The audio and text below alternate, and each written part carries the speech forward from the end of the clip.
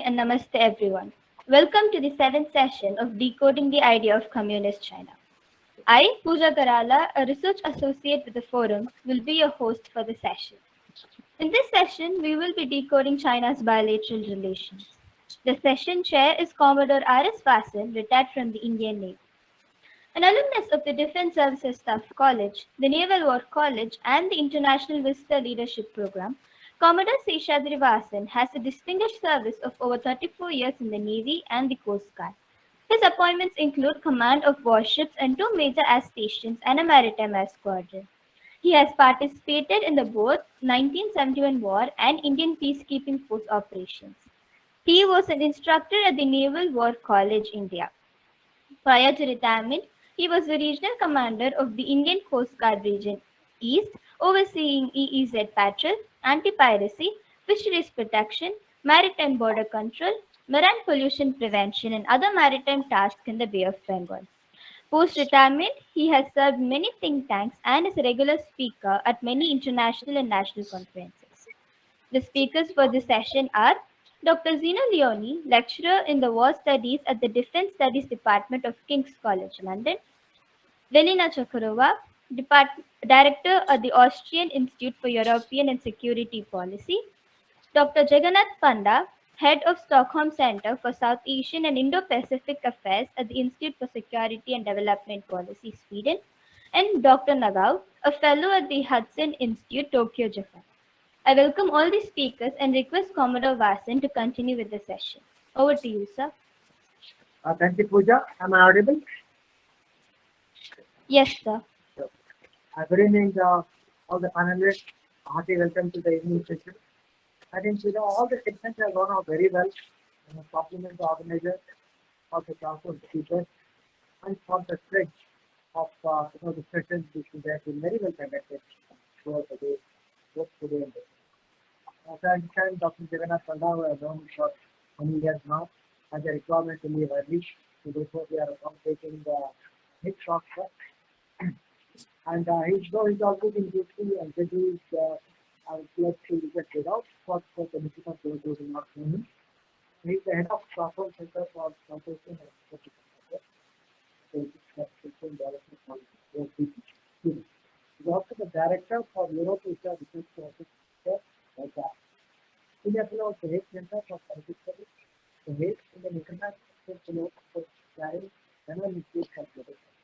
Over to Dr. Jagannath Panda, people research relations which are very important to all of us. We will research more relationship. So we will talk to it. The bilateral relationship, traveling up and down, the paradigm shift, and all the bilateral relations. Actually, this is stands of their so what do you Dr. Jagannath Panda? Thank you, Commodore Vasan. Am I audible? Thank you. My apology. I'm in a transit flight currently, and good afternoon from Stockholm. I'm based in Stockholm right now, but I'm traveling to Armenia, to Yerevan, and right now I'm in Warsaw Airport. So apology for these disturbances. Let me share my thoughts on China-India relations, but I'm so happy to see Commodore Vasan chair and my fellow panelists who are good friends. Some of them are really good friends and well known to me at a personal level. So happy to meet you online, and thank to the Indic Research Forum for this invitation. Let me share my thoughts on China-India relations and where is it going and how the year 2022 and 2023 is going to evolve as far as China-India relations are concerned. And I think any assessment about China-India relations has to be done purely from the domestic point of view. The changes that is taking place in the domestic constituencies of both the countries, both in China and as well as in India. As far as the Chinese domestic constituency is concerned, we could see currently that there is a lot is happening as far as the pandemic is concerned, as far as the Chinese politics is concerned, and the Chinese leadership perspective in terms of handling the pandemic as well as the political difficulties they are facing in the domestically at this moment. And I think to that extent, I think the kind of outbreak that is happening in Shanghai, the kind of pandemic disgruntled, and the kind of not so easy domestic constraints that is emerging out of the pandemic is definitely going to be a constraining factor for Xi Jinping. And the economic mess up that is there in China, and the loss of jobs, and the kind of socio-economic problems that China is currently facing due to the pandemic and due to the lack of continuous addressing of the economic problems by the Xi Jinping's leadership. This is definitely going to shape Xi Jinping's policy approach towards India and many other countries, and therefore we will see a much more conservative, much more cautious Chinese policy approach towards India.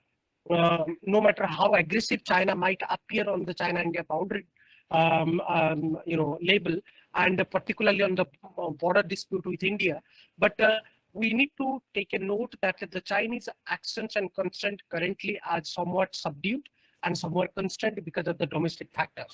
The second factor, I think, what we should be really mindful about is that the party congress which is coming this year. And I think that is one instance where the Chinese leadership would not really like to go for a war-like situation with India, even though during the Galwan incident, we saw that there was a war-like situation emerged, but I don't think the Chinese leadership are in favor of going for a war-like situation, tenseful situation with India to continue. Yes, there are uneasiness, there are problems with India, but they would not like to go all the way. But when we look at the international context, and I think definitely the Ukraine-Russia war has definitely shaped the Chinese perception towards India a lot. And what we could see is that Wangi's visit to India was definitely a kind of approach the Chinese leadership followed to try to rebuild the relationship with India. So, and also the Ukraine-Russia war continuously reminds us that probably China would like that India does not really criticize Russia much, and India does not go against the Russian interest in terms of restricting the oil imports, and also condemning Russia's actions in the UN forums. And to that effect, the Chinese are also acting as a midway power between India and China in order to improve not only China-India relations, but also try to build a greater context for China, Russia, and India trilateral. From India's point of view, if we try to understand the domestic constituency in India, particularly the economic situation in India, which is not really good due to the pandemic and due to lack of few economic reforms, and I think that would also constrain India's choices, India's policy interest towards China. And no matter how much Indian foreign policy today is anti-China, and I think the government would really be very careful not to continue as a confrontational platform in its approach towards China. And I think Indian foreign policy would continue to be much more subdued, much more approaching. And even though there are anti-China elements are clearly visible in Indian foreign policy, India would still not really like to have a tenseful ties with China. And therefore, India would really like to rebuild its relationship with China, no matter how openly, no matter how covertly, but India would be very careful and try to have, try to reframe the China-India relations. The other international factor is definitely the Russia-Ukraine war. The kind of criticism India is facing internationally about not really being harsh on Russia. That is also a factor for India's China policy, because in the post-Cold War period, Russia and China has been constant factors in Indian foreign policy. And India has actually shaped its Eurasia foreign policy through a stronger diplomacy between Russia and China, and have continued to have a cordial relationship with both China and Russia, no matter how much China has been really antagonistic towards India. And therefore, keeping all of this thing in mind, anti-China narratives might continue in Indian foreign policy, but India might really continue to have a very careful approach towards China, and not to really have a antagonistic approach or foreign policy partnership with China, because China is, after all, connected with India in different multilateral forums, be it BRICS, be it AIIB, be it Shanghai Cooperation Organization and all. So what we might see is that in coming times, this China-India relations might be improving a lot. But improvement does not mean that the antagonism will finish away or said away. I think the antagonism of India towards China and China towards India would be very clearly visible. My last couple of points would be that the approach of the PLA, and I think if we try to understand from the Chinese foreign policy, the PLA today has clearly been a influential, decisive factor in Chinese foreign policy. So PLA has a say in China's India policy. So today, to what extent China's approach towards India would be cordial, or to what extent Chinese leadership would like to rebuild the relationship with India, will heavily dependent on how the PLA is actually feeding it to the Chinese top political leadership. Today, the Tibetan Plateau Command leadership and different ground level leadership, that military leadership, those which are looking at China-India bordering regions, they have a substantial say in the Chinese decision-making process. So the Chinese decision-making process today, which is looking very much unified decision-making process under Xi Jinping's leadership, but there the PLA plays a critical role, and therefore PLA's perception towards India would actually be a decisive factor. And while I'm saying PLA's approach towards India, PLA would definitely try to subdue the conflict with India, but that's for specific reasons. The PLA wants to engage with India with periodic tensions, periodic conflicts, so that they can check India that not and remind India that India needs to take care of China as a partner. India should not go too much in terms of promoting an anti-China narrative. And I think this is a very convenient Chinese foreign policy strategies where PLA and party complements each other, and we'll see that Chinese foreign policy approach towards India will have a much more cordial decision-making process arriving from both PLA and the Chinese Communist Party. My last point here would be, I think if we try to see the China-India relations in a broader context, the Ukraine-Russia war has actually allowed China-Indian leadership to think about that this is a critical relationship which should not be spoiled out and which should not be pushed to a level where there is no scope for rebuilding. And I think the way India has actually taken a supportive stand towards Russian leadership, and in terms of not being harsh on Putin, despite of condemning Putin's military actions, the Chinese leadership has taken a serious note of it. China has greater problem to address. So therefore, China's problem with India is not really a major problem if we try to understand from the Chinese leadership point of view. So keeping that in mind, I think the Chinese leadership would definitely like to improve the China-India relationship as much as the Indian leadership would like to improve the relationship with China. So therefore, we might see a temporary improvement in China-India relations, but this temporary improvement does not mean that China-India relationship will return to a normalcy.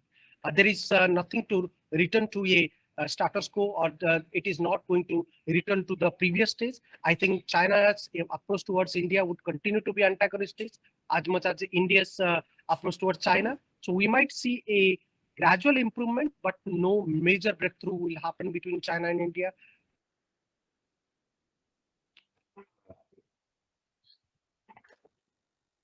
I got muted. Dr. Panda, you are muted.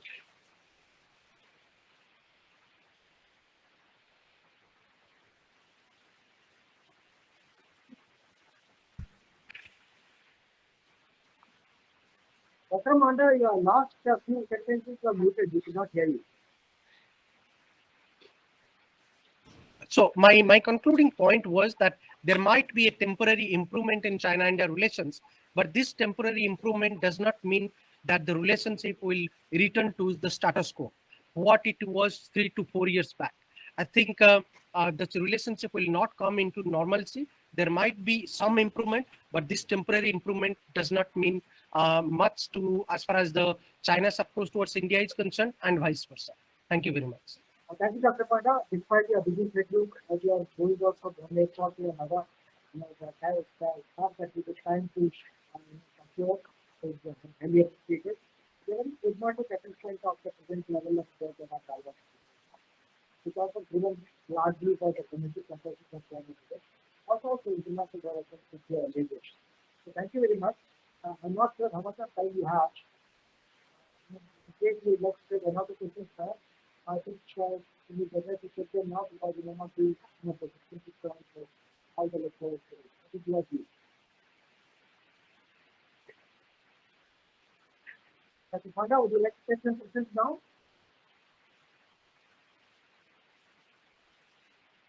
You can mute. You're muted. Please unmute yourself. I can take few questions if there are any questions.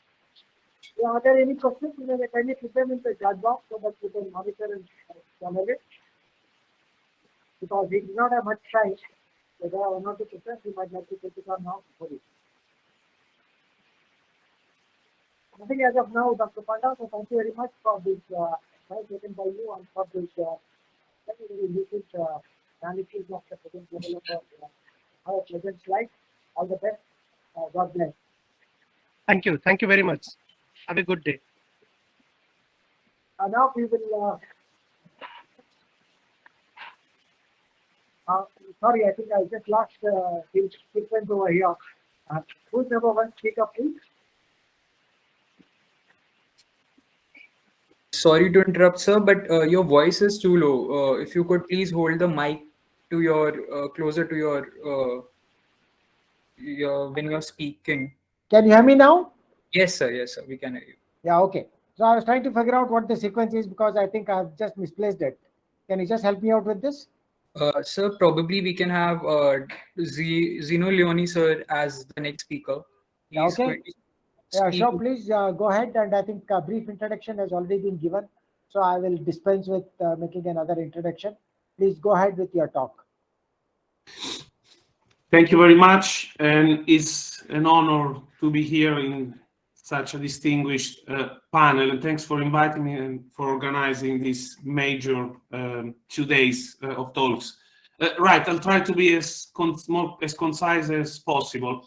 I was asked to talk about US-China relations, and I'm currently working on a book on the new Cold War between the United States and China. I don't want to talk about that in particular because there's some more conceptual aspects that we would need to discuss, and I'd like to talk about something a little bit more concrete today. So I'd like to go back partly to the 2010s, to the focus of my first book on Obama's and Trump's China policy, and then eventually talk a little bit about decoupling. I think that's the focus of my intervention. There's mostly an American perspective here. There is a reason for that. It's because I think it's the United States that over the last decade has had to have a China policy. I wonder whether China really needed a United States, a policy towards the United States, given that it's actually the US that somehow is trying to contain the rise of China. But we'll talk about it later on. So my sense is that since the Obama administration, officially, the United States have realized that the liberal order wasn't working anymore towards their interest as it used to in the decades following World War II.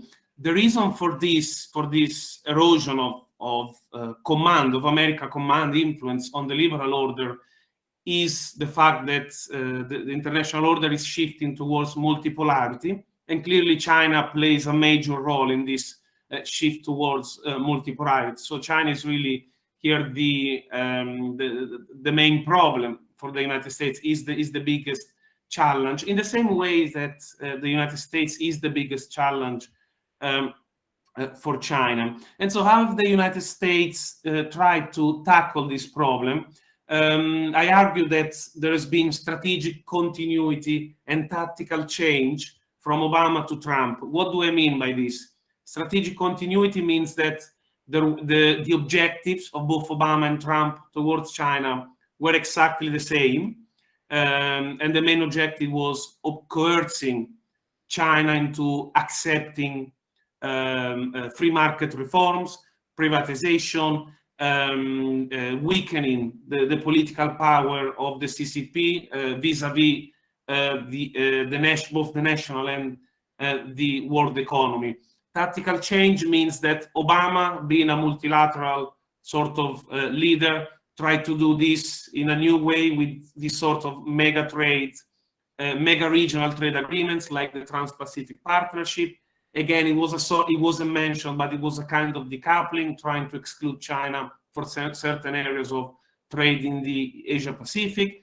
Trump was a nationalist, perhaps a more sort of power-driven kind of character of individual, and he sought to achieve that same objective of coercing China into accepting, complying with the rules of the liberal order through the tariffs, through a trade war.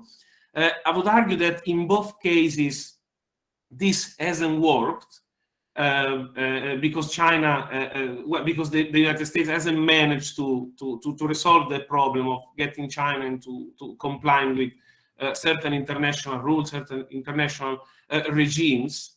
And China, in fact, has continued, especially over the last few years, with its sort of selective or cherry-picking kind of globalism, which means that it accepts the liberal order where it's convenient. It challenges the liberal order when it's not convenient to its interest. So there's been an evolution going beyond my book now and going to more contemporary events. There has been an evolution in the Biden era on both sides, on both the US side and the Chinese side. Biden has sought to conflate both the multilateralism of Obama and the idea of decoupling of Trump. And Biden is currently seeking to go beyond the liberal order. It's not just China, it's also the US who wants to go beyond the liberal order, because that order doesn't work anymore. The US wants a liberal order 2.0.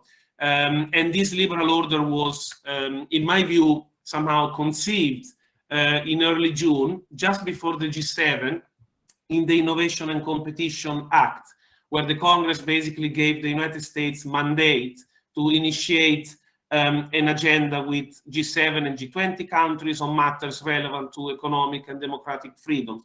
Essentially, this Innovation Act and the Biden administration gave birth to the Build Back Better world, B3W. In my view, is a sort of recreating a post-liberal order led by the US based on a core which is represented by the G7 countries, because these are those countries the US can influence the most. On the other hand, decoupling is happening, is becoming a real thing, because it's not just the US who wants to do it, it's also China. And so, especially with the campaign of Common Prosperity, which is about the relationship between the CCP and big company, is about defeating inequality in China. But in my view, is also a campaign about de-Westernizing China. And so it's about decoupling. And it has to be, it fits into the framework of China's trying to indigenizing some strategic technologies and industries. Talking about more recent events, the Ukraine war has either made this trend that I've just described about China and the US decoupling more evident, or it has accelerated it. Because if we look at the diplomatic positioning around the Ukraine conflict, and we see that on the one hand, Biden has used the drama of the war to create more political alignment and resolve within the G7, and we have seen, at least in the short term, a shift of EU members closer towards the United States. They're accepting the United States narrative, while back at the G7 in June, many countries questioned the fact that the B3W, that the G7 needed to needed to have China see China as a threat, as an enemy. Nowadays, the alliance is stronger, at least in the short term. So that's what the US is up to with its post-liberal order project. And on the other hand, we have learned a lot about China in March, during the first phase of the war. And I think we have learned something extremely important, why China hasn't really, why China is still on somehow on Russian side, and it hasn't listened to appeals coming from the EU about supporting the West. China is in a historical phase of its grand strategic trajectory where it needs to make friends. There's not going to be a grand strategy without partners, without allies. So that's fundamental for China, and that's why China won't let Russia go away. And we've also seen what a Chinese sphere of influence might look like if we follow the sort of the kind of choices, votes that were given at the in different occasions inside the United States. China needs these friends, these allies, to project its influence, military influence, but also to win votes inside many international institutions. And if we look at the history of the United States, what would it be of the US without its network of allies? Probably the United States would only be a regional power. So that's what China is up to. Just to conclude, so in my view, both the US and China have come to realize over the last few years that they cannot continue to coexist with this level of interdependence that there has been in the decades following the Cold War. And so somehow they've accepted the idea that in some strategic areas they will have to decouple. And I'll just conclude by saying that it might be a positive thing, because if interdependence in recent years has been the cause of much tensions, I wonder whether some decoupling might be a good thing for to bring some stability to the relationship. Thank you very much. Thank you, Dr. Zeno.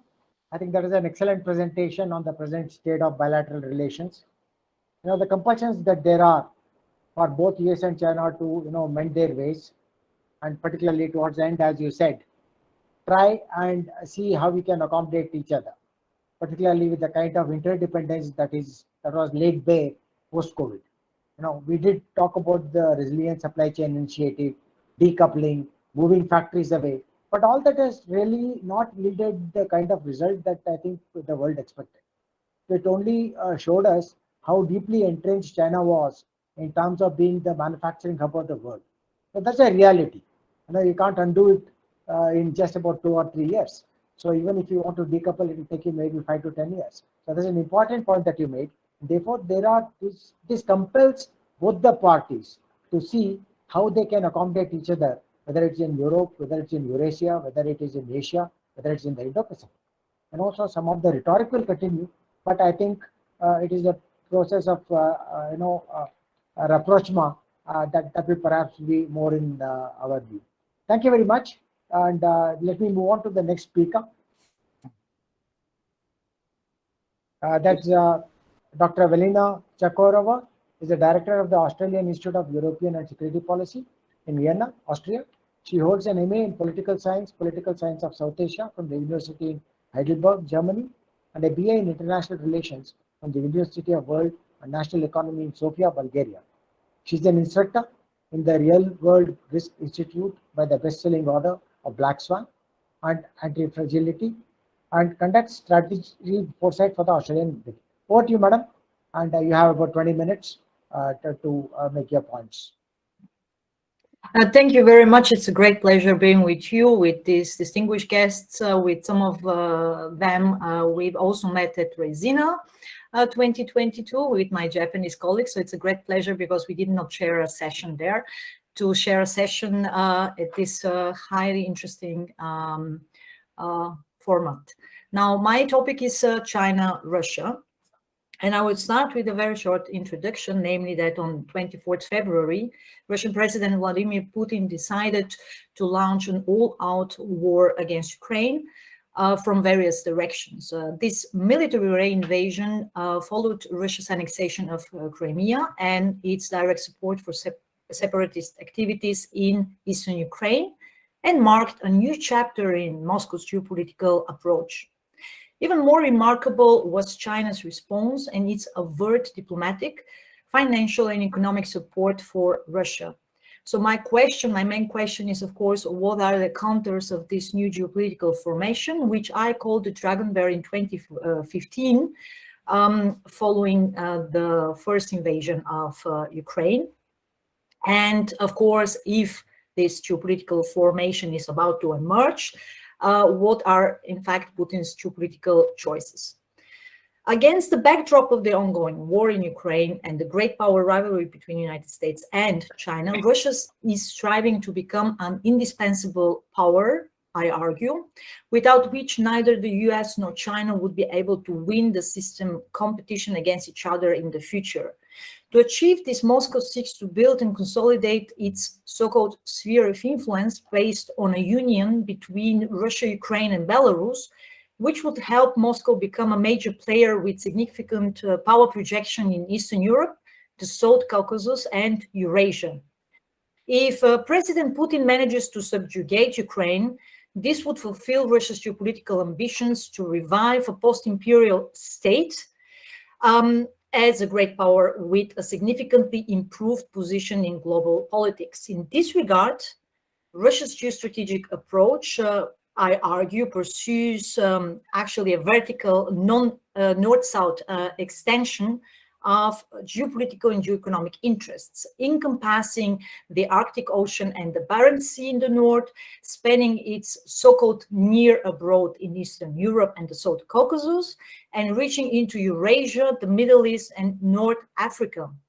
The western flank of Russia, which is the eastern flank of for NATO's European members, remains one of the most important geostrategic flashpoints because of its concentration of Russia's population in this area.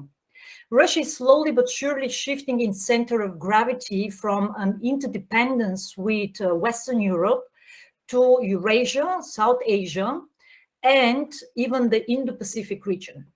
For this reason, the Russian president is eager to close the chapter on the sphere of influence in Eastern Europe by reshaping the European security architecture once and for all, to turn his attention to the above-mentioned geopolitical and geoeconomic areas in the long run.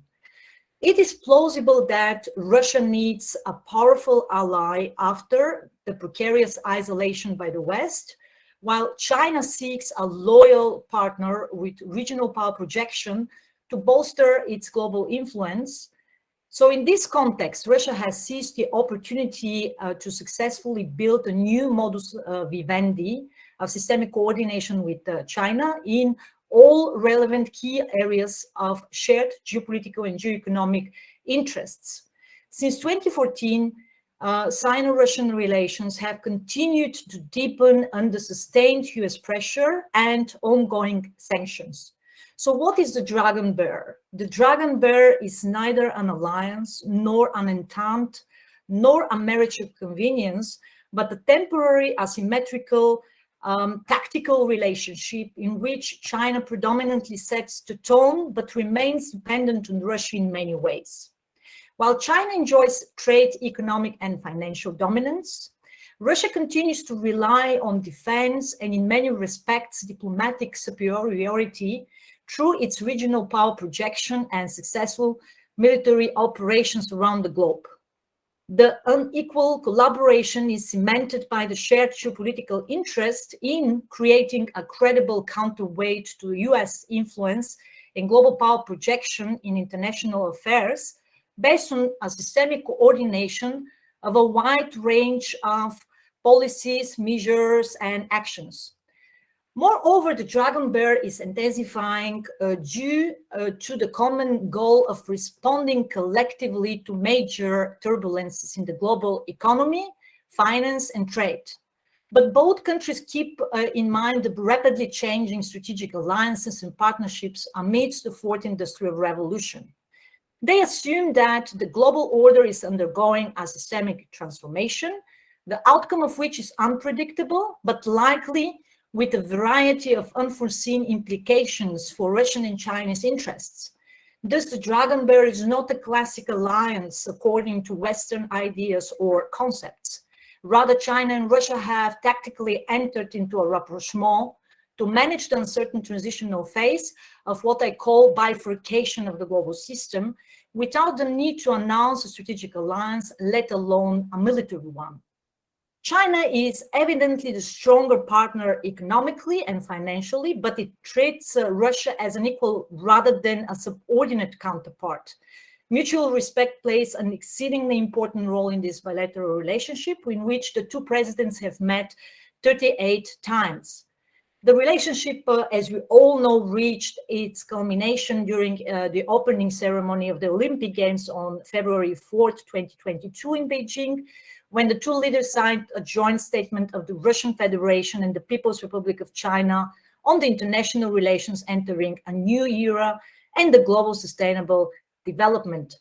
Russia has been China's top arms supplier for decades. Key building blocks of Russian-Chinese coordination include the delivery of S-400 air defense systems and the Su-35 fighter jets to improve Beijing's ability to attack US warships. Since 2019, Russia and China have been jointly developing China's missile defense early warning system. In addition, Moscow is supporting Beijing's military with technologies about which Russian President Putin has declined to provide further details. Russian scientists are working in Chinese technology and telecommunication companies such as Huawei. China's advanced computer chips are another way for Russia to acquire military technologies, circumventing Western sanctions. Other opportunities for cooperation, such as the joint development of satellites and the construction of a future lunar station, have also been explored and further developed. Cooperation in the area of space or the new technologies of the fourth industrial revolution are particularly problematic from the perspective of Western countries due to the growing great power competition in space. China and Russia have also settled their long-standing territorial disputes and amicably demilitarized the common border. Therefore, neither territorial claims nor border disputes should affect military relations in the long term.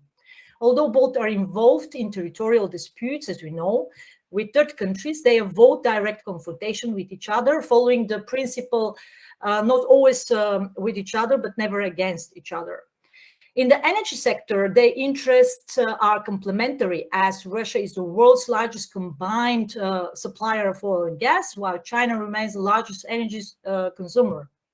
So in the future, an energy dependency similar to the one between Russia and Europe could emerge, as Moscow increasingly supplies China with oil and gas through various pipelines and is also considering withdrawal from Europe.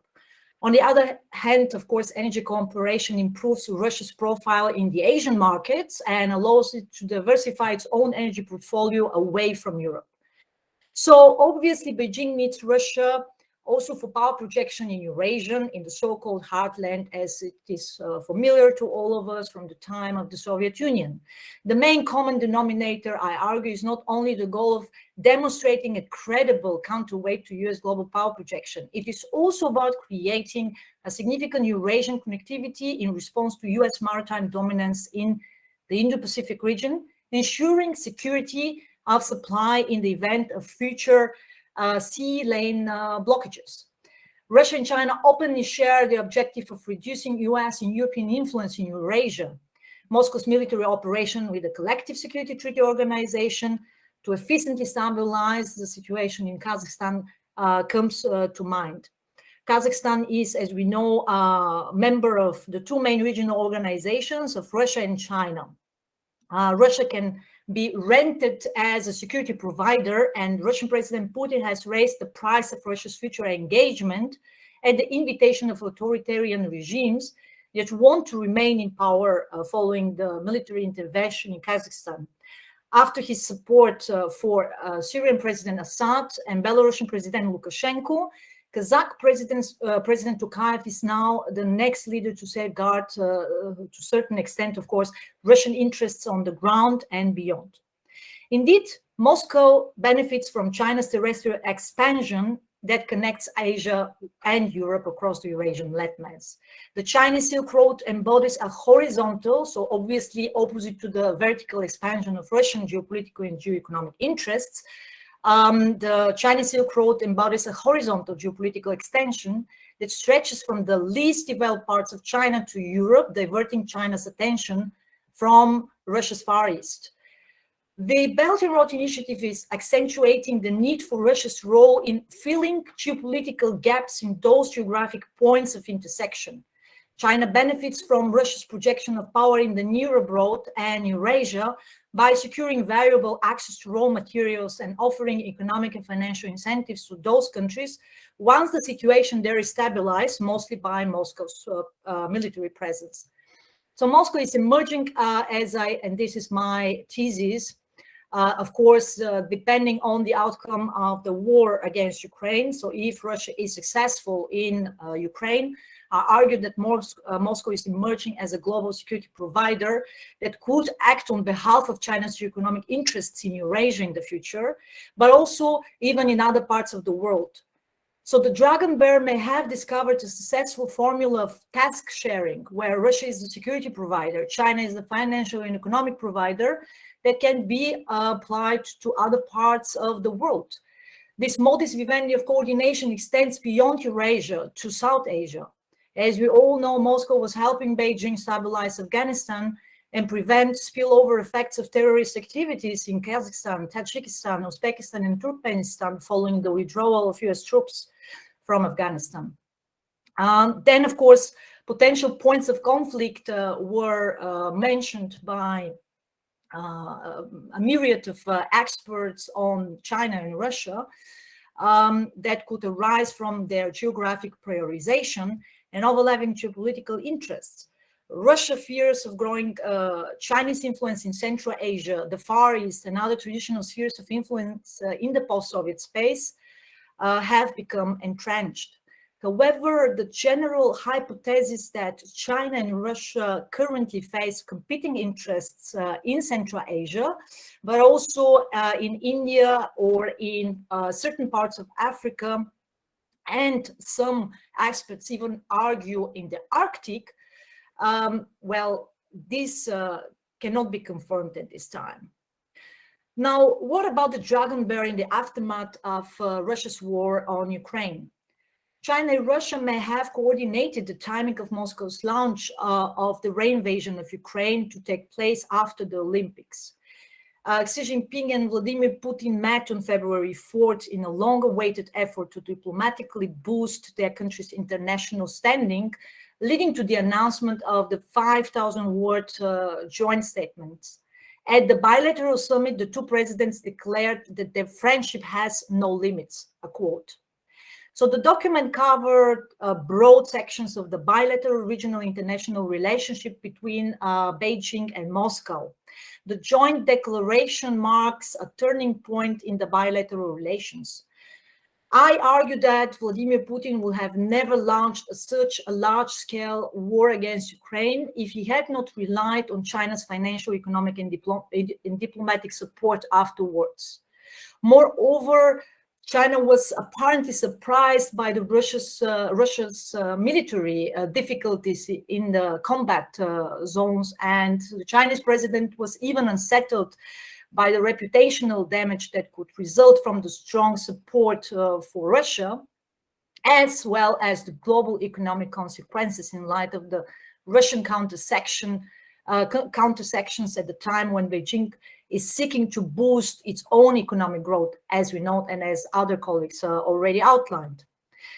Obviously, China's support for Russia's economy following the Western sanctions has many dimensions, and I can not go into depth of them, but we are still about to learn. And obviously, also China will seek to circumvent some of the Western sanctions. China supported Russia diplomatically as well on all international platforms and even on social media. And I would like to draw your attention to a very specific point that I think is going to increasingly become problematic, not only for an individual country, but actually for the whole family of states. And that is the problem of the Commodities War.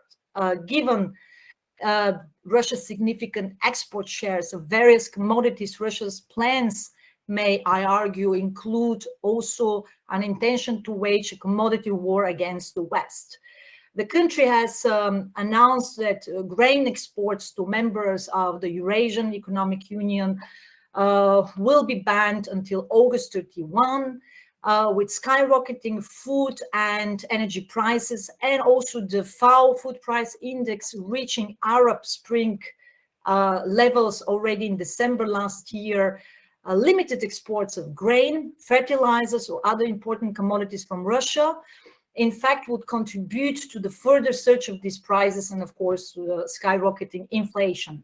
This could lead to similar risk scenario of political protests and socioeconomic repercussions for a broad range of countries in Africa, Asia, Middle East, and so on. Such scenario could trigger a significant migration movement from many of these countries toward, for instance, Europe, and could also increase the pressure on the political decision makers, similarly as we witnessed in 2015-2016. So let me wrap it up regarding the scenarios. What next? Of course, Russia is, in my view, emerging as a major free rider in the global power competition between two systemic rivals. I am sticking to my scenario of bifurcation of the global system. That would mean a new kind of Cold War 2.0 scenario. I do not foresee systemic multipolarity. Regional multipolarity, of course, at the meta level of international relations is still quite obvious.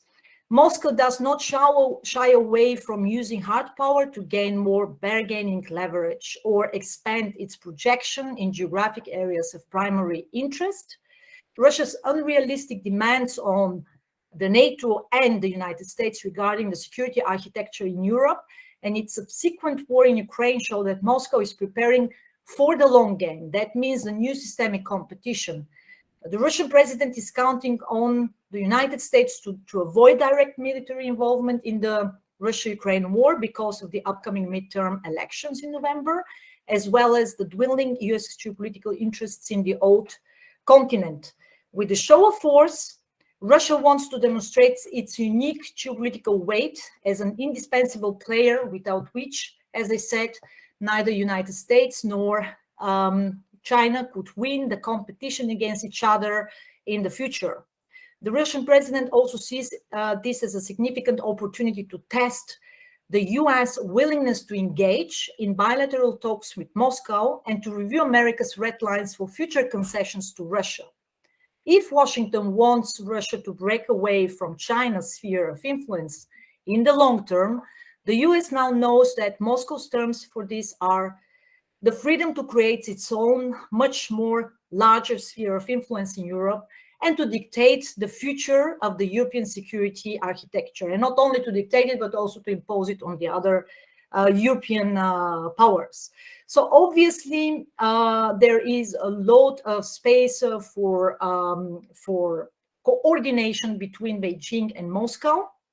The majority of geopolitical experts still see both of these countries as separate threats, but systemic coordination between them increasingly represents, I argue, a complex threat multiplier. Clearly, Russian President Putin is trying to capitalize on the current geopolitical competition with the United States. I viewed it as a actually three-dimensional approach, and he pursues this three-dimensional approach, namely first a war against Ukraine, which threatens the country's very existence as a sovereign state, and Russia's new geopolitical project of a union state with Belarus and Ukraine, but maybe even deviating towards Moldova's Transnistria and even Georgia's republics of South Ossetia and Abkhazia.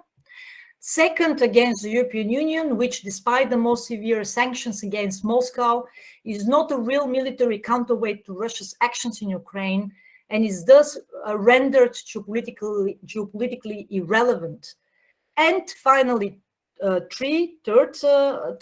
dimension, against China and the United States, in that Moscow is significantly raising the price of Russia's future participation in the systemic rivalry between China and United States. So given the critical uncertainties, this is my final conclusion.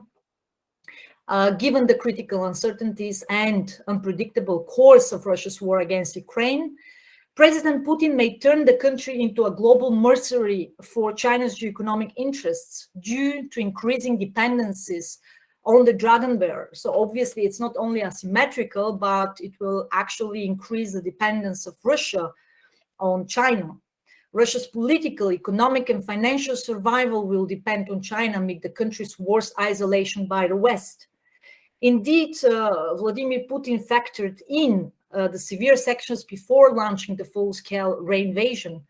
Currently, he has more options to diversify trade and economic ties because of the bifurcation of the global system and deepening relations with China than he did in 2014. Even as a junior partner of the Dragon Bear, Russia could completely reshape the European security architecture while diverting the West's attention from China's rise in the Indo-Pacific region if it succeeds in Ukraine.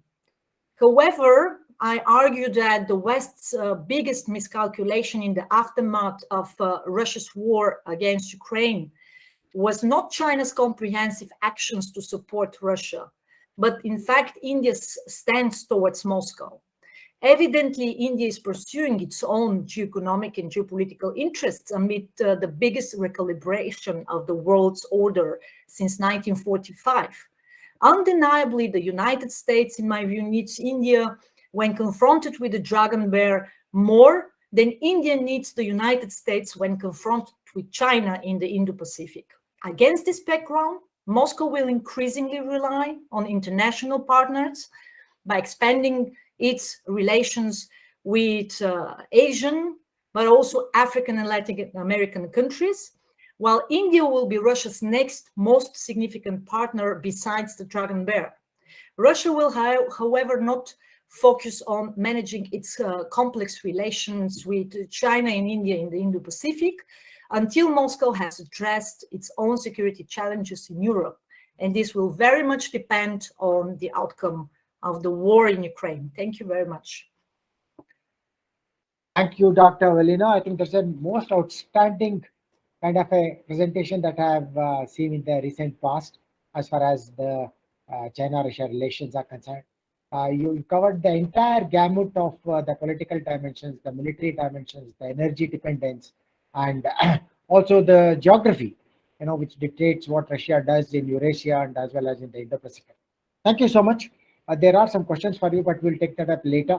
And in view of constraints of time, we'll move on to the next speaker, who also I have known for some years now, Dr.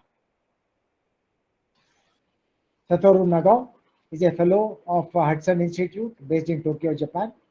From December 2017 through November 2020, he was a visiting fellow at Hudson Institute based in Washington, D.C. And his primary research area is US, Japan, India security cooperation. He was also awarded the PhD by Kokushin University in 2011 for his thesis on India's military strategy. Now, this is something that's been read by a lot of Indian scholars and researchers. So it's nice meeting you again, Dr. Satoru, and over to you for your presentation of 20 minutes. Thank you. Thank you very much. It is a great honor for me to join this event. Indeed, this morning, I just returned from Delhi. So I was in India. Now I am talking with Indian scholars again, and I'm very glad. And indeed, I will use PowerPoint to explain my opinion in this place. That's why from here, I share the slide.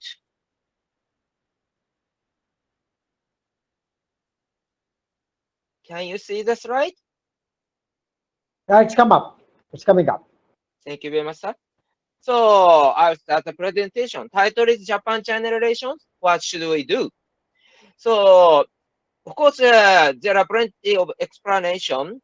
The China and Russia combination recently, but at the same time, today I'm focusing on mainly China. But at the same time, it is true, Japan is facing two countries at the same time. Indeed, there are some interesting survey. between Japan and China.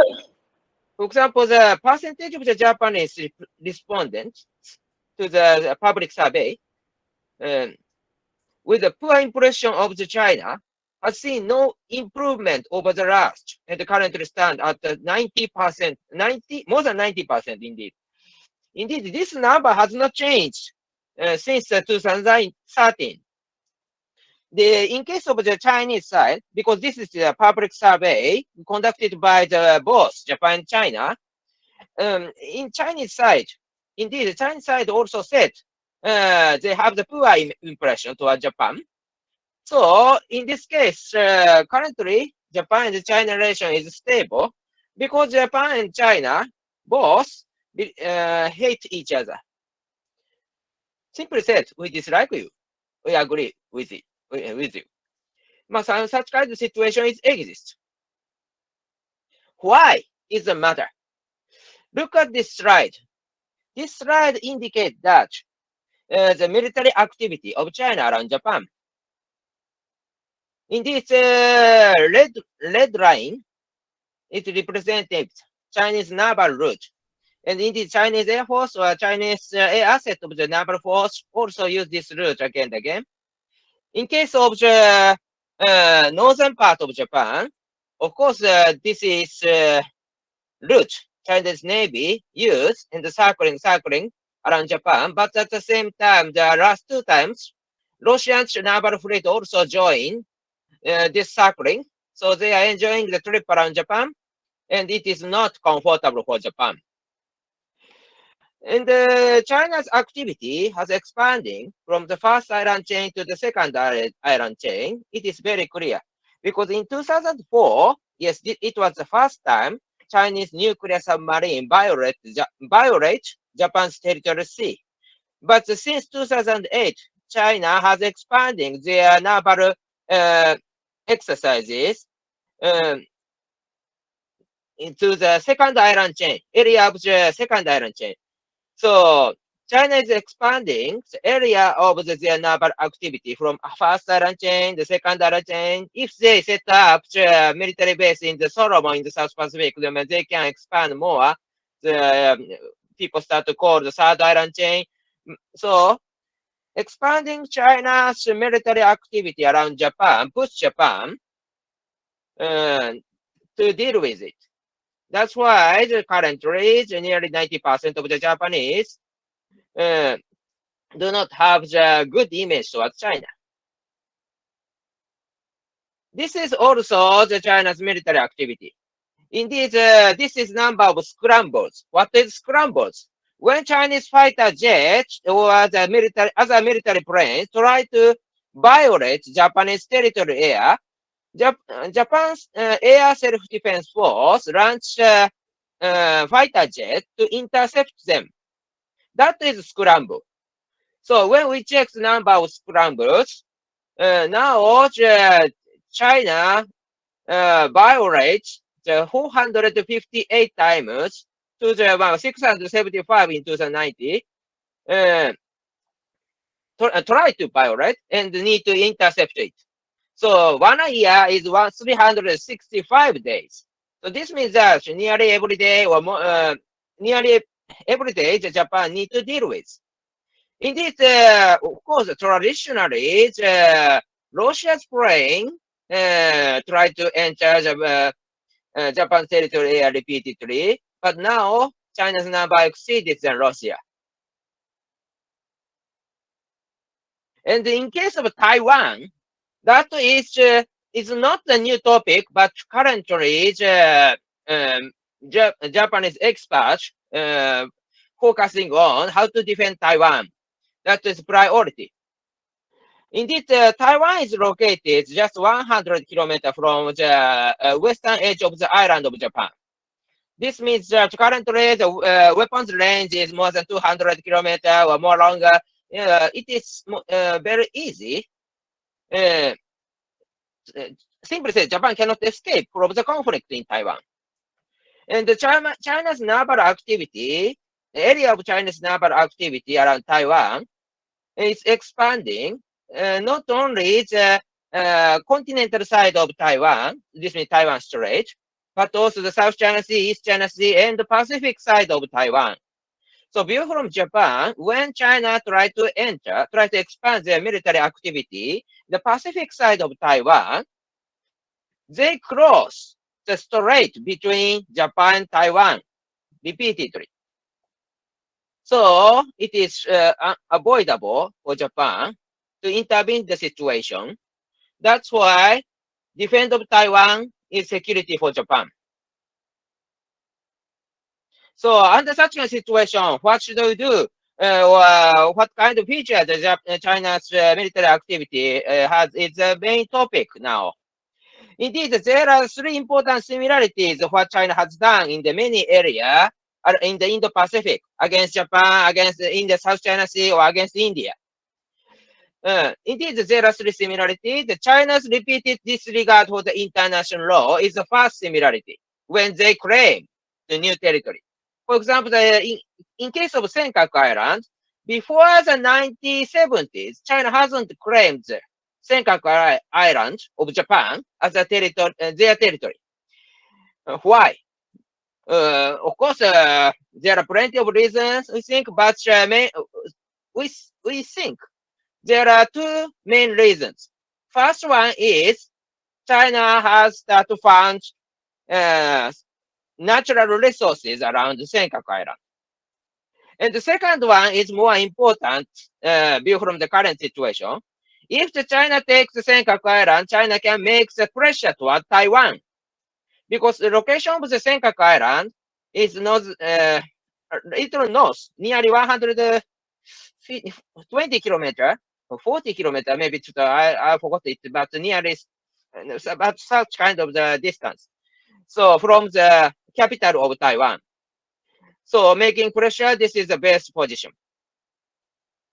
And secondly, the recurring facet of the China's behavior is its exploitation of the military power vacuum. That is a very important feature. Indeed, when we check the China's territory expansion in the South China Sea, there is a pattern when China expands territories.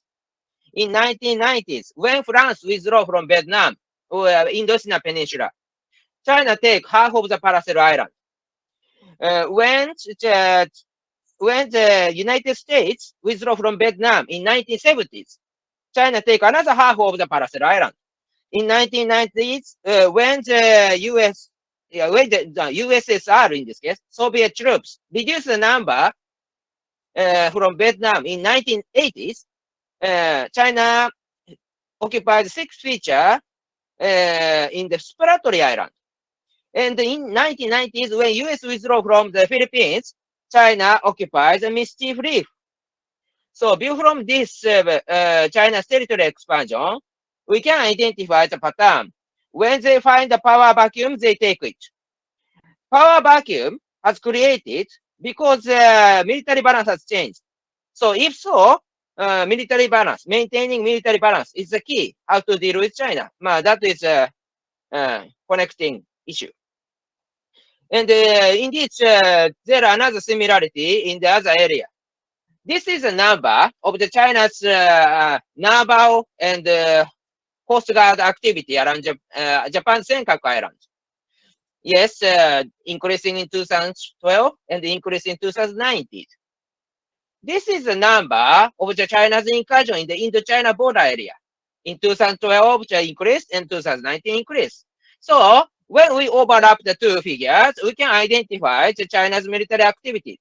Simply said, China is escalating the military activity. So this is a feature. So feature related to military balance. Why? Because China's rapid military modernization, China is getting the advantages and escalating their military activity around China at the same time, at all directions.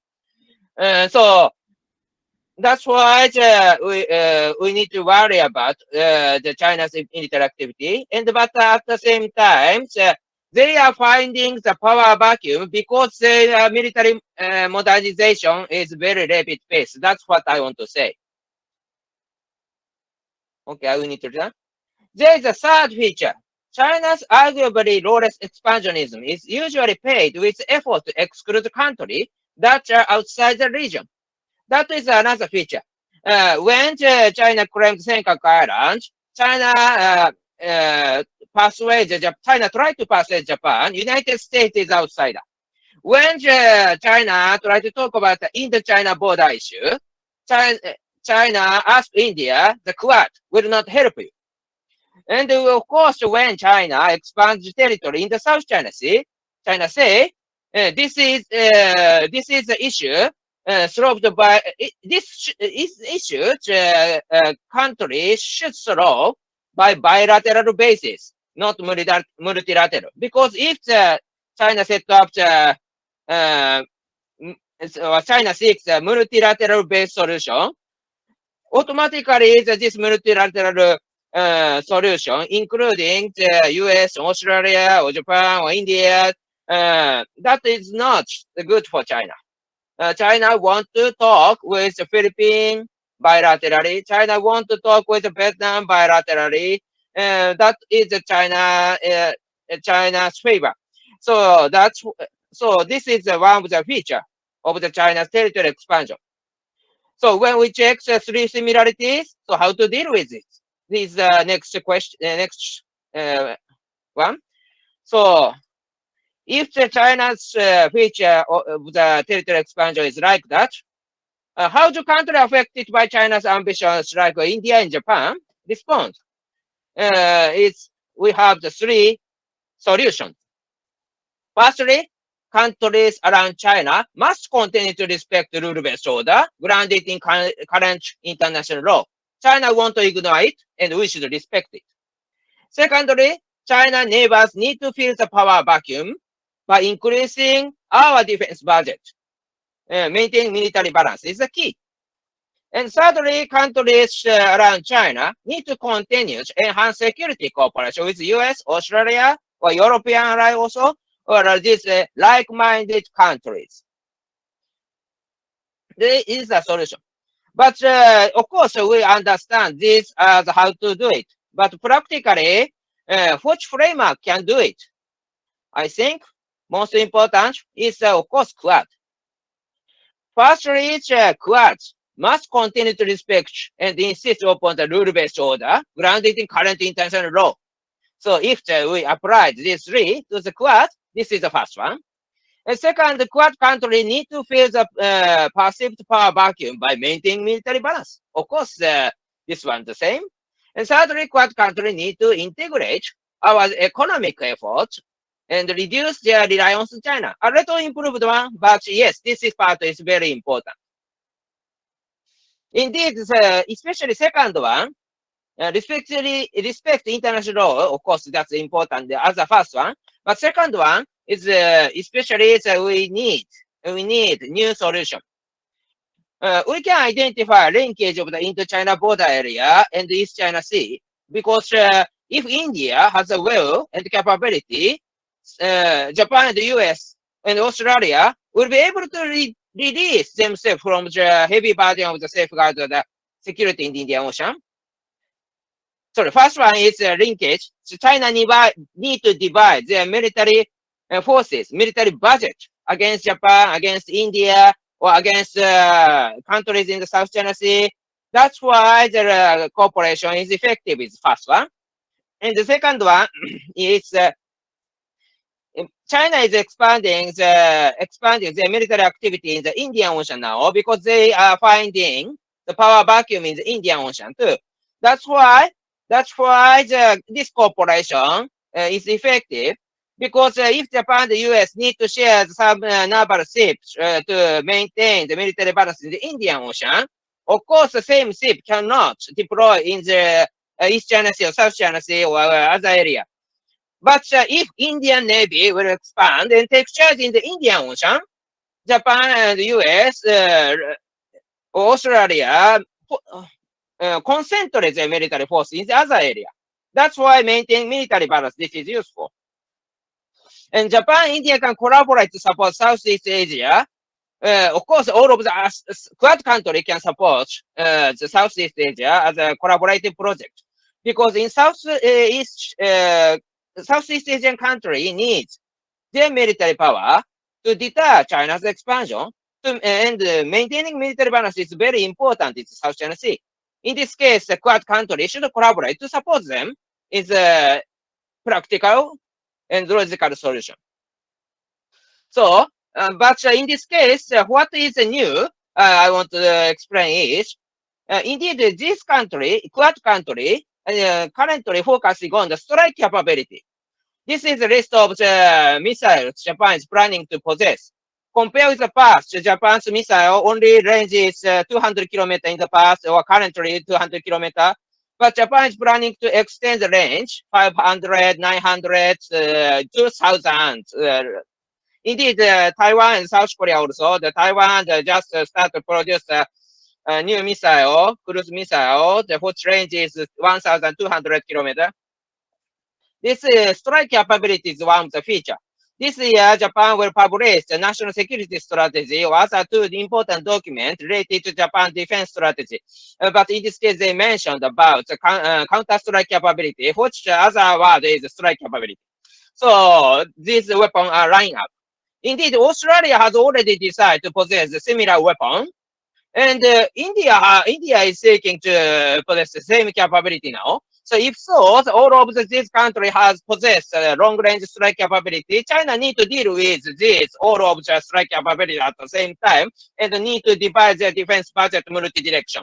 And they cannot concentrate to strike, but also they need to share some budget to defend themselves.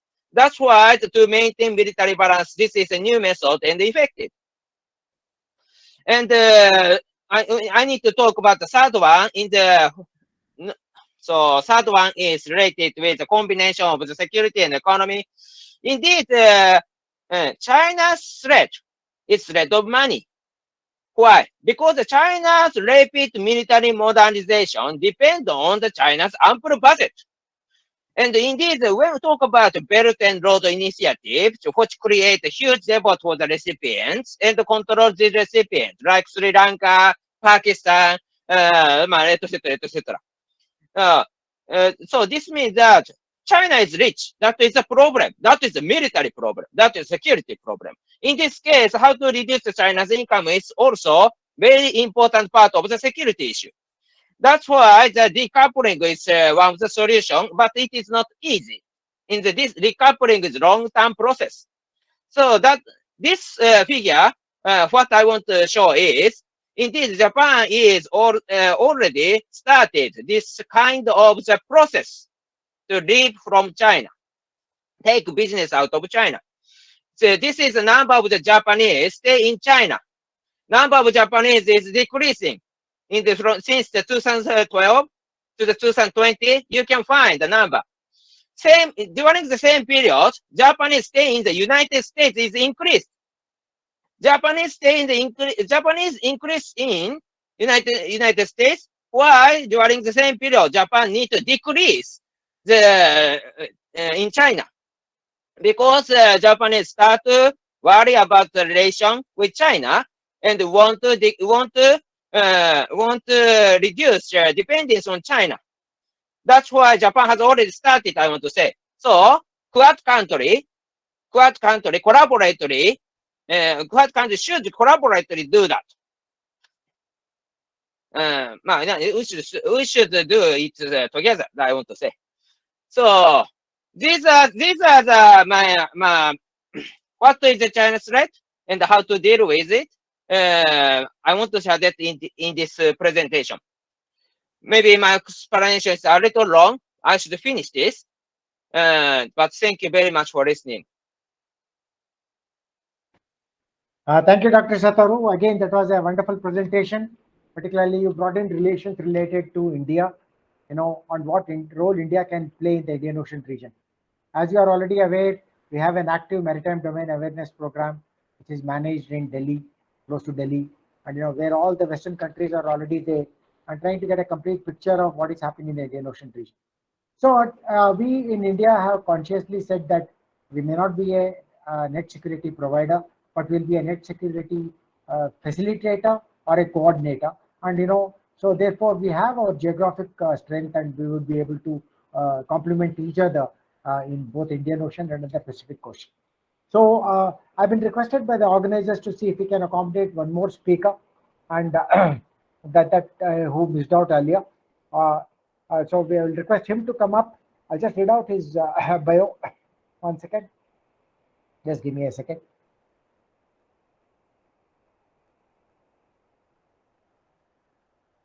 Yeah, we have Dr. Chitanga, who's a research associate at the African Center for Study of United States, that's ACC-SUS, at the University of Witwatersrand in Johannesburg, South Africa.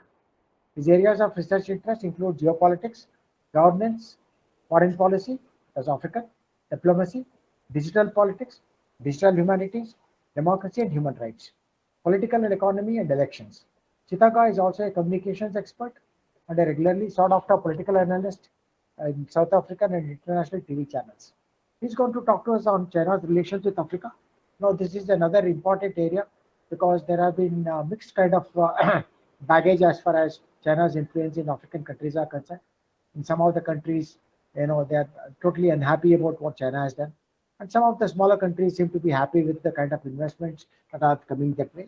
But there is phenomenal amount of feedback to say that not everything is hunky-dory in terms of China's expansionist strategies in Africa. To hear more about it, let me hand over you to the speaker. All yours, and may kindly restrict your talk to about 15 to 20 minutes so that we have enough time for question and answers. Thank you. Thank you so much. And thank you for inviting me to this platform. This very important platform with very renowned presenters. Because I'm coming in late, I will try to summarize my presentation. And the way I have thought about it so that I'm able to quickly sum up the key points is to say we are talking about the idea of China. And I wanted to reflect on the first question really is whose idea of China? And I'm posing this question because if you are in this part of the world, in any part of Africa, much of what we tend to read and think about China is generally and mostly Western ideas about China, and for obvious reasons. So much of the mainstream media, much of the literature that we engage with is mostly the Western views of about China in Africa. The second layer is a bit of the growing work on how China is trying to redefine its role in Africa and in other parts of the world.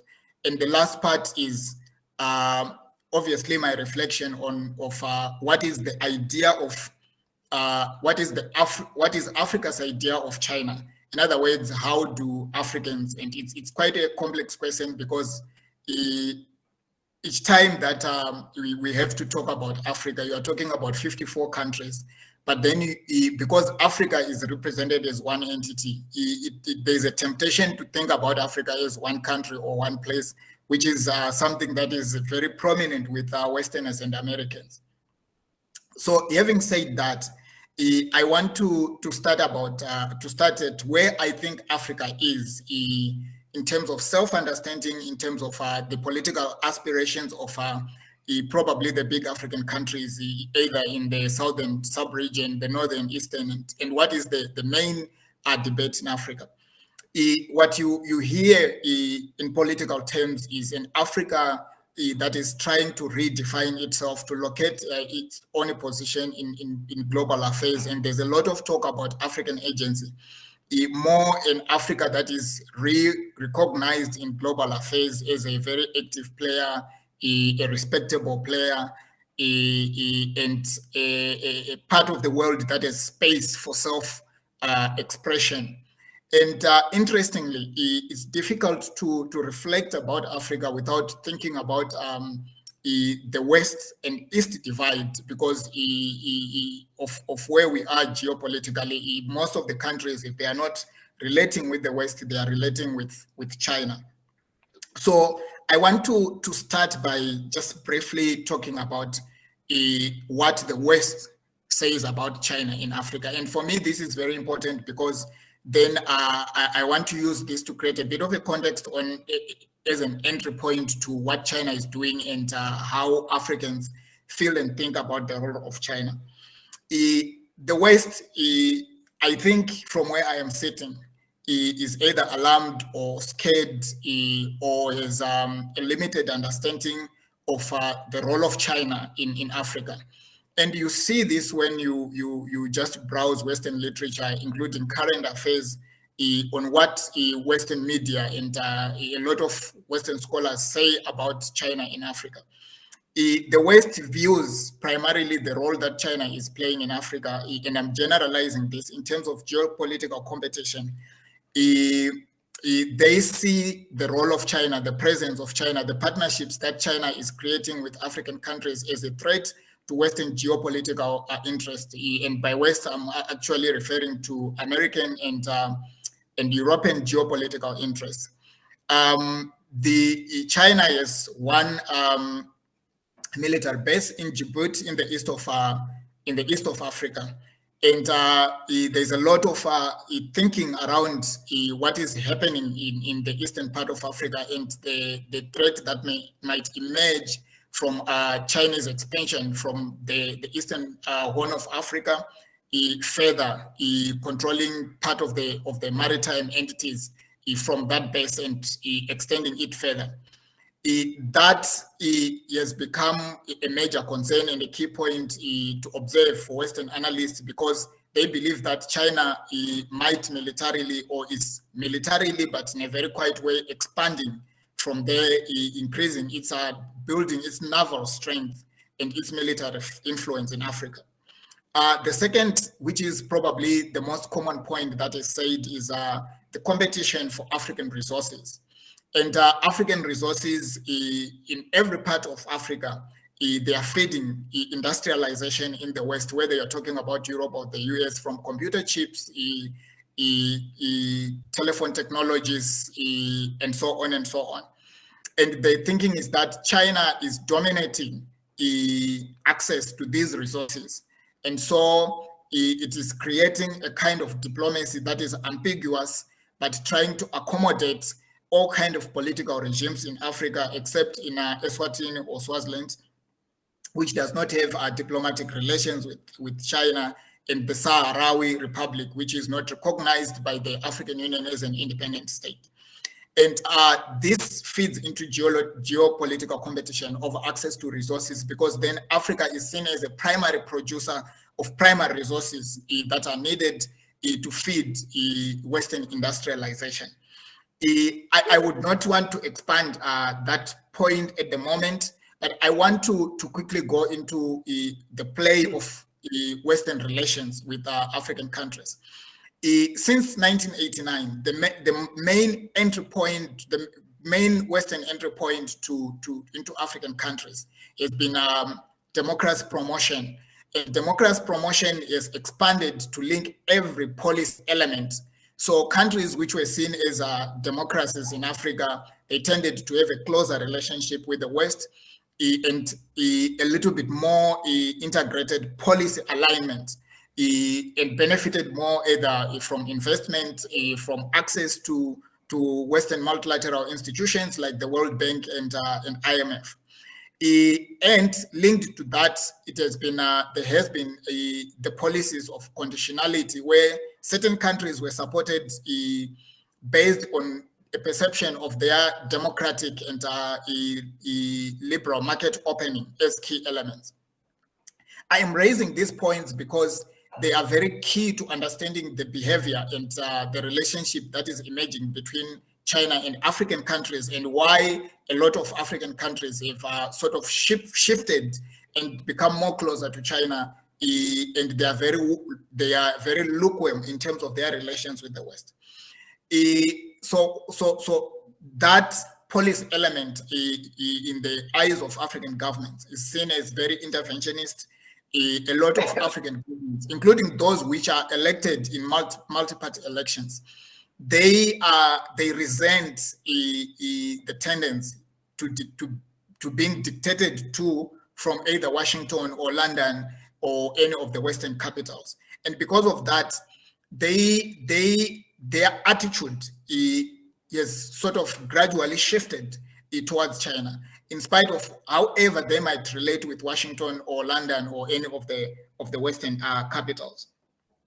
So in this context, it is important to locate the idea of China and what China is doing geopolitically in Africa. I want to emphasize that what China has done, or its beginning point, is, and if you consider its rhetoric in terms of how it engages with African countries, it emphasizes a brotherly relationship. It emphasized what it calls equal partnerships. It emphasizes these mutual benefits. This context, which is also very much based on the idea of self-determination and respecting the sovereignty of African countries, is very important to the self-understanding of African countries. If you are in Southern Africa, you would understand that the idea of national sovereignty and independence, given that many of the governments emerged from liberation war struggles and they were supported by China, is very important. It plays a key role in political thinking. And this political thinking is not only confined to the political elites. It is a kind of thinking that is pervasive. You broadly find it within the African society. So independence and a sense of self-determination and national sovereignty is key. And China playing a role of supporting these ideas and bringing to the table multilateral spaces where African countries feel that they are treated equally and they are embraced is actually shifting their attitude. So there is a big emphasis at the level of ideas, at the level of academic engagement on the role of African agency, the self-understanding of Africans and their role in the emerging geopolitical space, and the desire to be treated as equals, and how this just coheres with what China is offering to African countries in terms of ideas.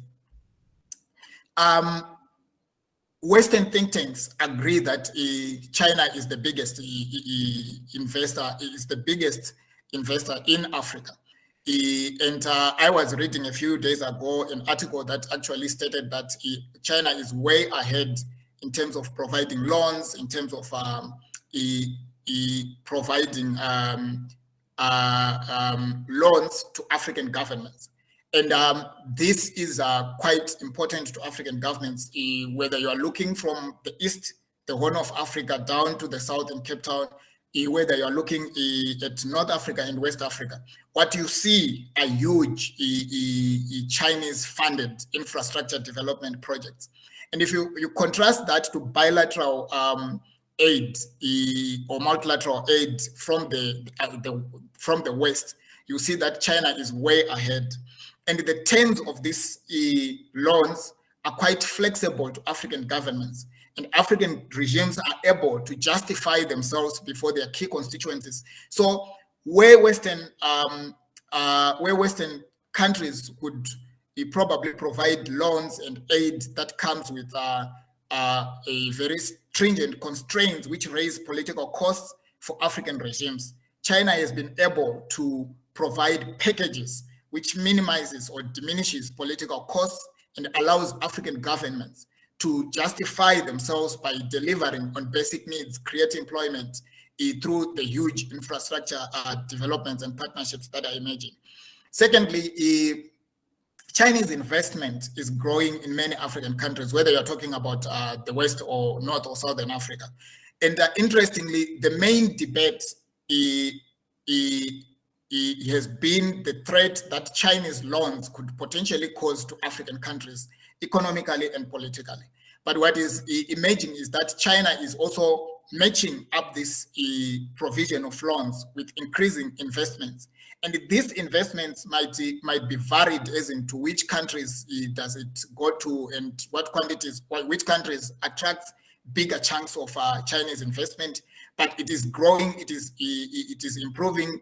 And what is also key is that the key multilateral institutions and platforms that China has opened to relate with African countries. They are actually centers for critical conversations where the Chinese attitude is to learn from African countries in the sense of understanding the needs of Africa, the changing needs of Africa. So I would want to emphasize that the FOCAC, for example, the Forum for China-Africa Cooperation, it has gone into four, it has become the major platforms for policy debates and policy convergence between African countries and China. For the 4 times that it was held, it has covered all the major regions of the continent, from East Africa to West Africa to Beijing and Southern Africa.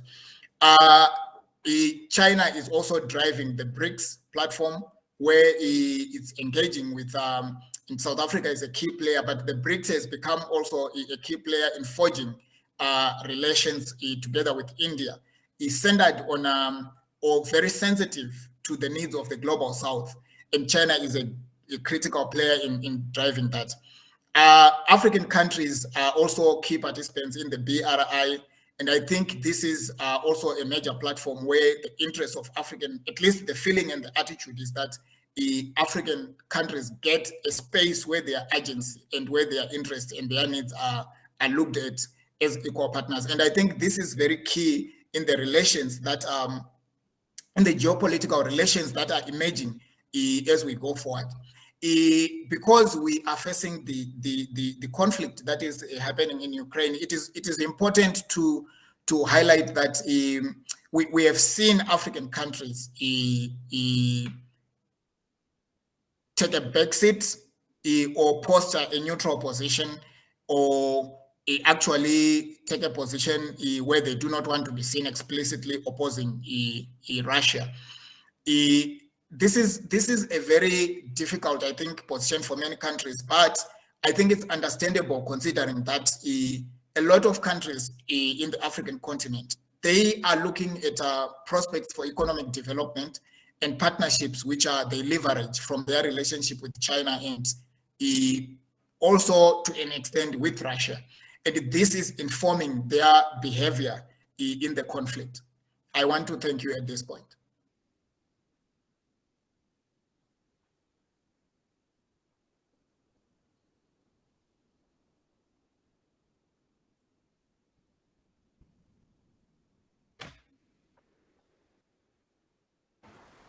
Sir, you're on mute.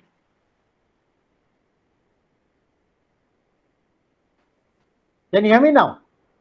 Yes, I can hear you. Okay. Yeah, Chitanga, I must compliment you on the excellent clarity that you bring to the table in terms of your own assessment of what China is doing in Africa and vice versa. So, it's not a homogeneous country, as you yourself have admitted. I myself have been in Johannesburg on 2-3 occasions, and I've seen the kind of Chinese investments which are pouring in by millions of dollars. So, obviously, China has the surplus money, but is trying to invest. The experience in Asia is very different from experience in Africa, as I can see from your assessment, because within Asia we have seen that what the Westerners in your assessment say as debt trap is a reality here, whether it's in Sri Lanka or whether it's in Pakistan, whether it's in Myanmar. So I'm happy to hear that your experiences are a little different in Africa, and you are looking up to this as a positive kind of a relation that is enabler, as an enabler in development. So also in Asia, what they found was that when the Chinese draw up any kind of a contract, it's always the Chinese people who came there, engineers, workers, a whole lot of people, which means that the job opportunities for the locals were not there. This was the experience in Asia. So I'd like you to respond later on this issue of how much of this opportunity has been denied to the locals because the contractual obligations are very stringent and they insist that their own people be brought from China. So we will discuss some of these later, but I must thank you for bringing this kind of a fresh perspective from this thing, and so we're happy we were able to accommodate you. So with this, we come to the end of this panel, and there are many questions here in the chat box. I'll request the panelists to kindly look at them. If they have any difficulty in looking at them, I will read them out to you. Otherwise, you can make a mark of the questions that are addressed to you. I think there are 3 or 4 questions for Dr. Velina and there are a few questions for others. So may I request Dr. Velina to make a note of these questions and respond to them together in the interest of time, because we also have to hand over this session to the next panels. So kindly look at these questions, make a note of them. Maybe you can combine them together and respond in the interest of time. Thank you. Dr. Velina, you first. Okay, should I just go through the questions in the chat and just respond Yeah, them quickly? that's Is right. this your... Yeah. Yes. That would be the Okay. ideal position, so that everybody feels that his question has been responded to. Okay, there was a question about regime change. I will make a very short remark on that. What would be China's reaction to possible regime change? Now, first, my personal opinion, of course, based on my personal experience, is that I do not anticipate an externally induced regime change in Russia. If there would be a regime change, given the dynamics in the ongoing war, that means that the war is not successful for Russia. It would come from the closest circle of the so-called Siloviki. These are the closest. This is the closest circle of intelligence, security, military representatives the Russian president trusts. And in that particular case, of course, if there is no externally induced regime change, China would not, of course, be suspicious to any changes, because if we are to witness domestic politically induced regime change, I do not anticipate any different line or any different direction of Russian foreign and security policy. That means that it won't be detrimental to Chinese interests. So this would be a very short answer on my side due to the time constraints. Now, of course, there is one specific point of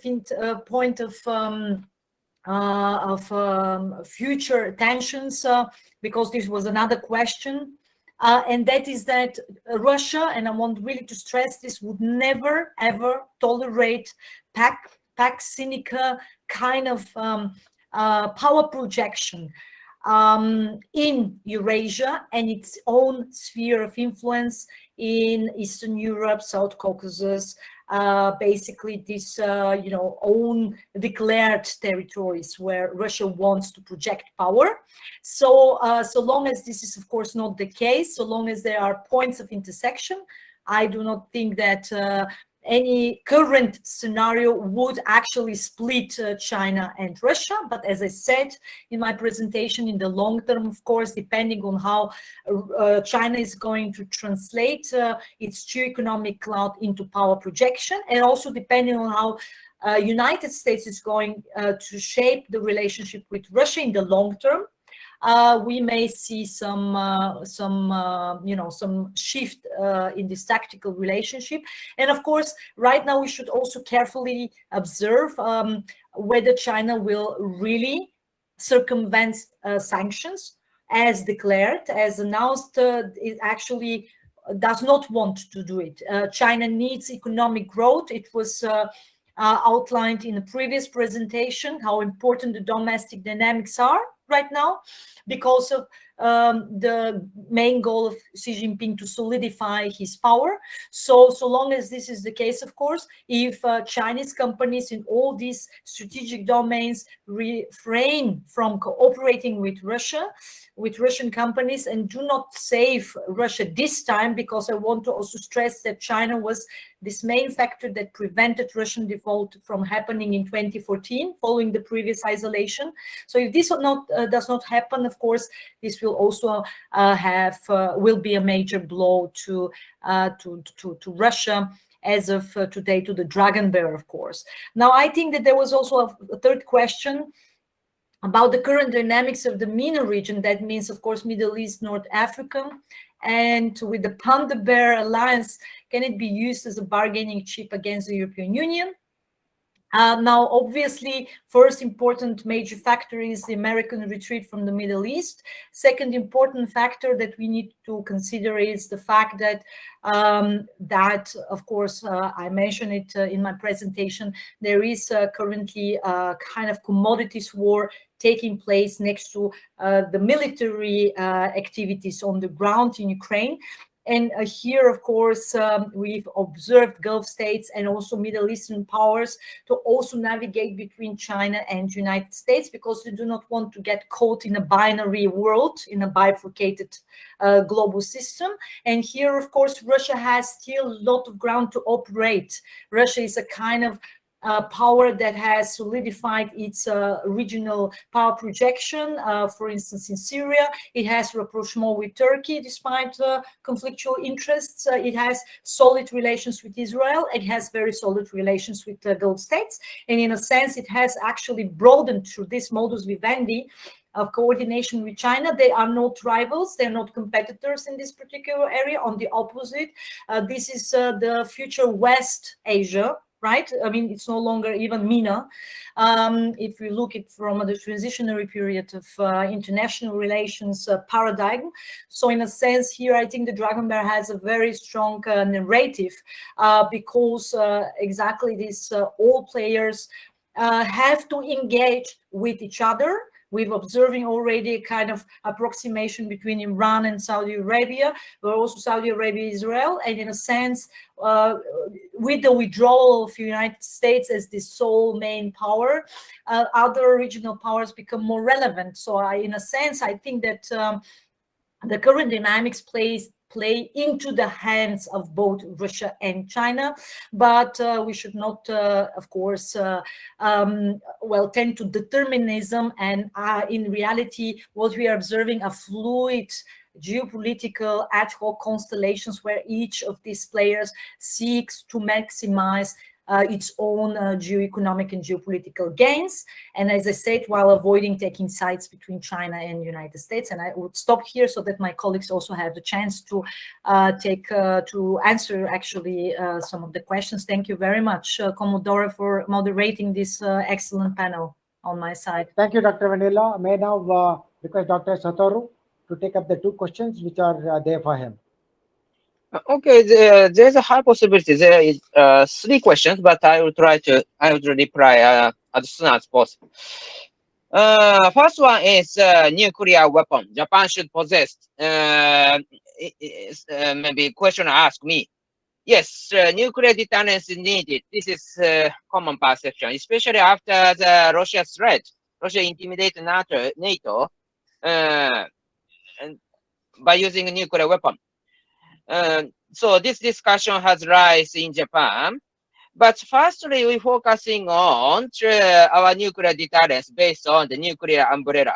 Indeed, in Japan, we are concerning about President Biden's policy, indeed, because the nuclear umbrella is the base of the thinking that when the Russia or China or North Korea attack Japan by using the nuclear weapon, United States will retaliate to attack these three countries. But if the United States retaliates these countries by using their nuclear weapon, of course, these three countries will attack the United States by using the nuclear weapon. In this case, can United States decide to retaliate to protect Japan? That is the main concerning point of the nuclear umbrella for any countries, including Japan. So, view from Japan, Japan wants to strengthen this level of the credibility. If we have the same system with NATO, which is nuclear sharing, which is if the United States deploys the nuclear weapon in the NATO countries also involve the decision making to use or not. That is nuclear sharing. So this idea is good. The former Prime Minister Shinzo Abe suggested in Japan now.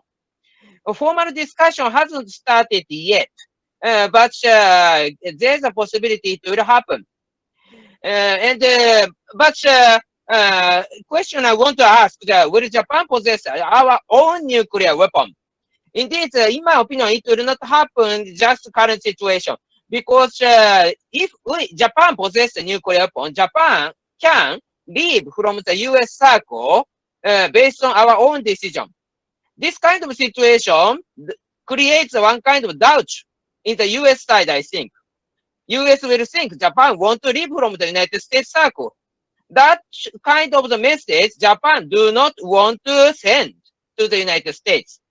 Indeed, the United States is special status in Japan because the last 2,000 years of the Japan's history, of course shorter than the India, but 2,000 years, United States was the only country can occupy Japan as a foreign country.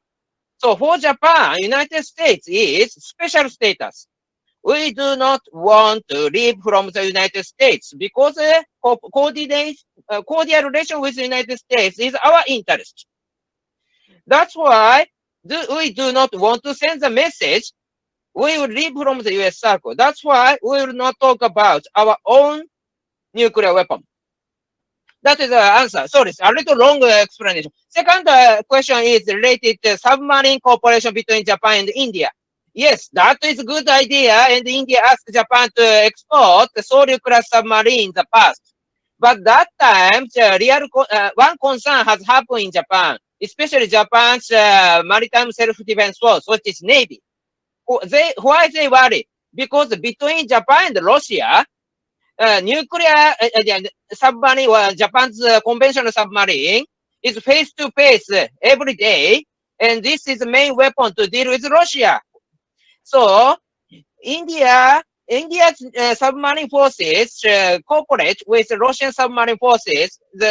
Under such kind of situation, if Japan exports a Japanese submarine to India, we worry about this. The Japanese, especially Navy, worry about this. Russian soldiers check the Japanese submarine, and they will use this knowledge to deal with Japan or the Sea of Okhotsk near Japan. Sea of Okhotsk is a core area. Russia hides nuclear ballistic missile submarine against the United States, and Japan, as an ally of the United States, Japan is tracking this Russian nuclear submarine in the Japan Sea and the sea around the Sea of Okhotsk every day. But if the Russian knows the techniques of the Japan submarine, this mariner will face a dangerous situation because Russian submarine can sink the Japanese submarine. That is our concern. That is our concern. So India and Japan should create something new system to share the technology to exclude Russia in this case. That is needed. That is true. And about the third question, the Quad and the Quad's potential as a part of the world order. Indeed, this is big, I think, because of the US-China competition, because of the US will win in the competition, I believe. Why? Because there is a reason, logical reason, I believe.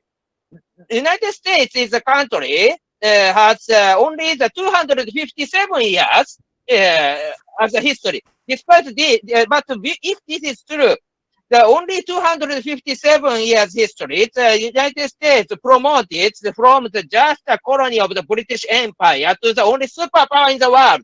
And during the process, all of the rival has gone because they lost the competition with the United States. This means that once the United States start to say China is strategic competitor, fate of China will go. So in this case, if China gone, what will happen? In the Indo-Pacific, the Quad is a framework. All great powers included except China. This means that Quad will be the new core of the world order in the Indo-Pacific in the future. That's why the potential is big, I believe. That's my answer. Thank you very much. I should not talk anymore. Thank you, Dr. Satoru. I think all well responded. I would only like to compliment being a naval officer who served in the Navy for 34 years on the practicality and possibility of India, China, Japan cooperation. Has already come quite it's scaled up many new highs, including the cooperation with the Indian Coast Guard. So there's a phenomenal amount of opportunity out there. And as far as the Quad is concerned, I always maintained that we should not look at what it cannot do in the tactical scenario, but what it can do. This is what they're trying to do with vaccine diplomacy, with investing funds in science and technology, in trying to get the resilient supply chain initiative going. So I think there are a phenomenal amount of opportunities, and we should not discount Quad because the people are trying to mistake Quad with the AUKUS. AUKUS is a totally military alliance, whereas Quad is officially at least not declared as a NATO kind of a alliance with India, Japan, and others. May I now come to the Mr. Chitanga? Could you kindly respond to the question that's been posed for you? There's one question for you, I think. Yeah, thank you so much for this question. I read it 3 times. It's an important question. You see, this is a political and an economic question. And I would want to say economically at the moment, we don't have evidence to suggest an agenda of, or at least having come to a point where we can talk of Chinese investment in Africa as neo-colonialist.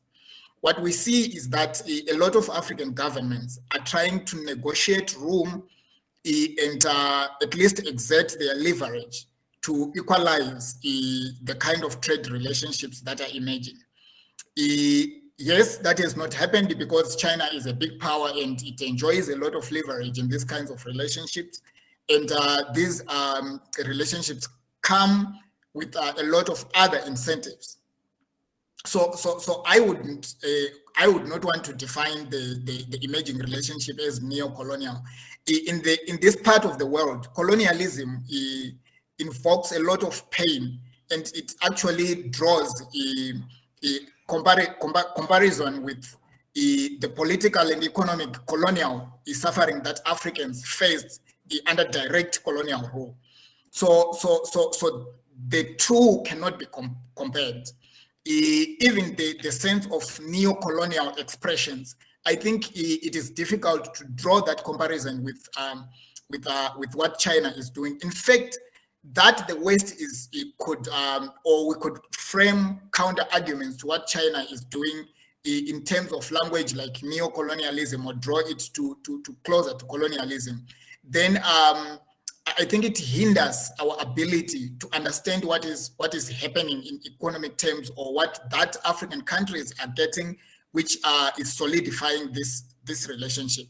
A key point that I would want to mention is that in a lot of media reports and even academic and policy reports, what you get is that the West is slowly losing its leverage with a lot of African countries, and its influence in Africa is diminishing every day. And China is gaining more and more because it has been able to redefine its relations with African countries and to offer, I think, incentives that are acceptable among Africans. So instead of just critiquing the obtaining relations, I think the West should have to do more in terms of matching its rhetoric, in terms of investment and creating new partners that brings new opportunities to the table for Africans and in African countries. Thank you, Chitanga. Now I think we have come to the end of this. I'm not going to sum up each speaker. All the presentations have been rich in its content and in the way it was presented. So I'm very, very grateful to all of you. We've looked at all the relations, India, China, we looked at Japan, China, we looked at Russia, China, we looked at US, and also we brought in Africa. So what stands out clearly is China is in the driver's seat. Whichever relations you look at, they seem to be able to, have achieved that position in which they are able to manage the complexities of the paradigm which is out there, whether it's because of Ukraine, whether it's because of energy security, whether it's because of Malacca dilemma in the case of Indo-Pacific, whether it is trying to counter the Quad, whether it is to challenge India along the Himalayas. In every case, it seems to be now in a position of strength, which complicates matters for individual nations to take on China. Which is why, this alliance is what is likely to work as far as we are concerned, which is why we're looking at Quad, we're looking at other kinds of relations which are there. So I'm not going to take too much of time. All that remains for me is to compliment each of the resource person for these wonderful presentations that they made. We have enriched by the kind of inputs that they have provided in the last nearly 2 hours. It's great listening to all of you, and I'm sure the audience have gained immensely. Please do join me in applauding their efforts, and thank you so much. And I would like to now hand over to the anchor for the follow-up and the next session. Thank you, and it's been an honor to have chaired this session. Jai Hind. Jai I Hind. would like to thank the session chair and the speakers for the enlightening session. Please stay tuned for our next session. Thank you. With this, I would like to